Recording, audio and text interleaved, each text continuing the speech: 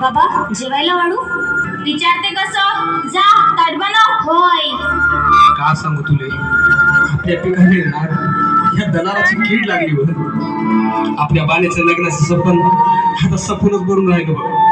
हा बाबा माया लग्नाची चिंता नको करू आधी बँकेचं आणि सावकाराचं कर्ज दे उरले तर लग्नाचं पाहू नाही तर पुढच्या वर्षी पाहू.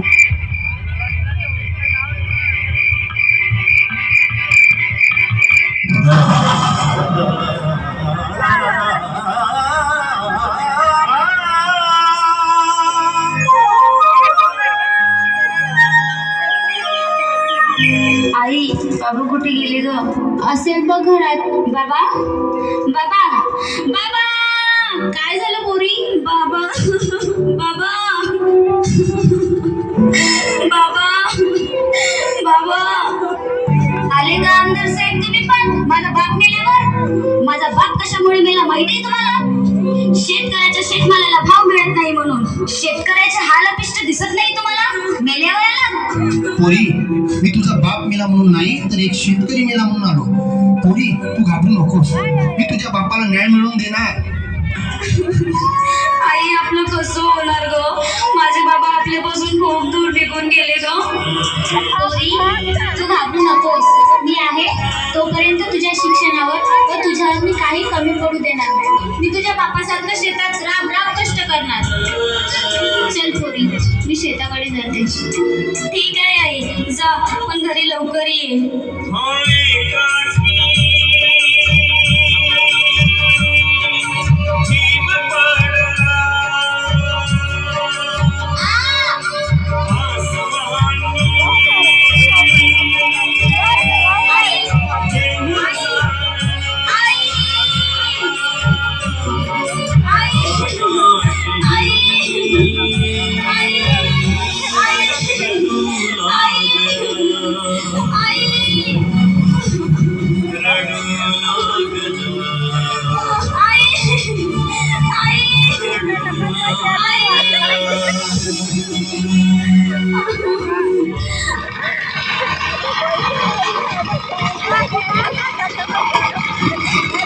आहे का कोणी घरी. कोण आहे तुम्ही. मी बँकेचा कर्मचारी आहे. बोला साहेब. तुझ्या आईने बँकेतून कर्ज काढलं होतं त्या बँकेचा चेक द्यायला आलो. साहेब आमचे हाल अपेष्ट दिसत नाही तुम्हाला. साहेब शेतकऱ्याच्या बियाणाले खाताले तेरविले मदत करण्यापेक्षा शेतकऱ्याच्या मालाला योग्य भाव द्या. आता जेव्हा दररोज शेअर मार्केट नुसार सोन्या मालाला भाव ठरते तशाच शेतमालाला भाव ठरला पाहिजे. नाहीतर ते दिवस दूर नाही ज्या दिवशी शेतकरी स्वतःसाठी जगेल ना त्या दिवशी आपला देश उपाशी मरेल. साहेब हे तर त्या कवितेवाने झालो. शासनाची मदत तुझ्या तेरवीच्या कामी येते. सांग शेतकऱ्या सगळे का तुझीच मजा घेते.